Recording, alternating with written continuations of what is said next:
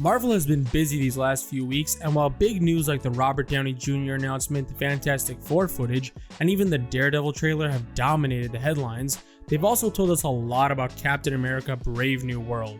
Why hasn't it been reported on as much as the other stuff, you might ask?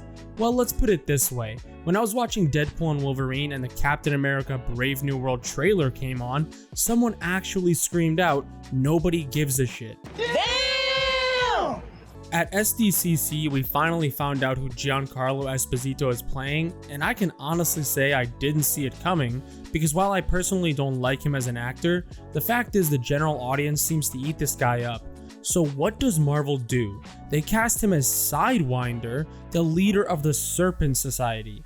If you don't read comics, you probably have no idea what I'm talking about, and that's exactly what makes this so damn funny. That's the role you give him. The guy whose casting in this movie was intended to hype things up is playing a C-list villain. That is the dumbest thing I've ever heard. As someone who doesn't really enjoy his work, I'm just happy they didn't use him to race swap Professor X or Norman Osborn, although that second one seems to be happening anyway on that crappy Spider-Man animated show. That being said, it's just a waste of the excitement that his casting was supposed to bring to this movie, which desperately needs some good news. It also means the Serpent Society didn't get cut out of this movie like we originally thought, although back when they filmed scenes with Seth Rollins, they probably had a much smaller role as the beginning of the movie easy to beat villains, considering their king wasn't even written in the plot yet. Oh, by the way, remember that Celestial that got stuck in the earth during that movie nobody watched 3 years ago? Oh, you don't? Oh, okay, you didn't watch it? That makes sense.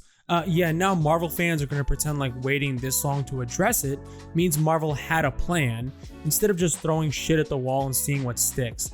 Giancarlo talks about how the Celestials' adamantium island changes the MCU, and in a wink-wink kind of way, he really hammered in the words broker and power. Given the power broker is one of those loose ends from the Falcon and Winter Soldier, there's no way that's a coincidence.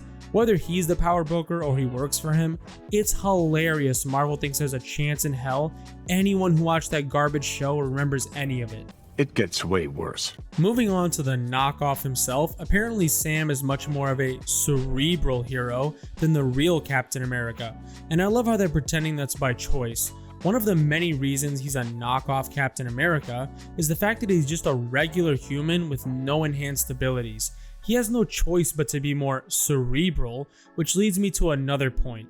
They're trying to pretend Steve was some kind of brain-dead meathead, but that's just not the case. Sam isn't the smart Captain America, because the original Cap was intelligent. Steve Rogers handled a similar situation in Winter Soldier, and he basically took down S.H.I.E.L.D., aka Hydra, with 2 people as backup, a task I would argue is much harder than fighting against the President.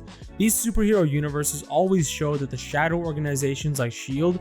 have much more power than a government official, even the President. So taking down a S.H.I.E.L.D. Hydra team-up is way more impressive than taking on the White House. Of course, he has to also fight Red Hulk, which is going to be a hilarious moment, depending on how Marvel handles it. Apparently, some of the footage they showed off makes no sense, as Sam survives hits that a regular human couldn't, and the fact is we all know there's zero chance Sam can defeat Red Hulk on his own. They already let it slip that Hulk is in this movie, so either he steps in, or they use some kind of antidote to turn Red Hulk back into Ross. But if Sam beats Red Hulk single-handedly, I would laugh my way right out of the theater, into my car, and all the way home. I'm done. I'm done. The sad thing about this whole situation is Falcon was actually a great character. He was his own unique hero, and it could have been cool seeing him not become Captain America, but instead just try to fill the void left by the original while still being his own hero. Instead, they force him into Captain America's shoes and throw a bunch of shiny things in there like Red Hulk and Giancarlo Esposito to try and get people interested, but the fact is nobody cares. When this movie flops at the box office, maybe Marvel will finally realize that people aren't interested in seeing a cheap copy of an iconic MCU hero.